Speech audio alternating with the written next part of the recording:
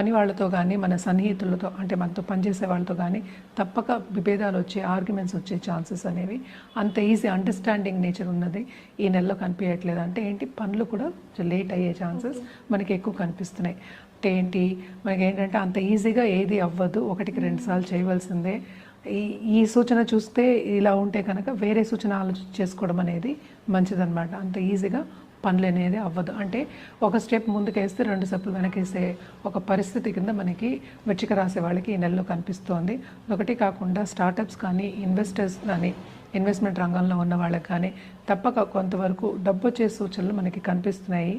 కానీ ఇక్కడ ఏంటంటే అదే ఖర్చు అయ్యే సూచనలు కూడా మనకు కనిపిస్తున్నాయి. అంటే ఏంటి, మనకి చేతి నిండి డబ్బు ఉంటేనే మనం ఖర్చు పెట్టడం కూడా జరుగుతుంది కనుక తప్పక ఖర్చు అనేది విపరీతంగా ఉంది.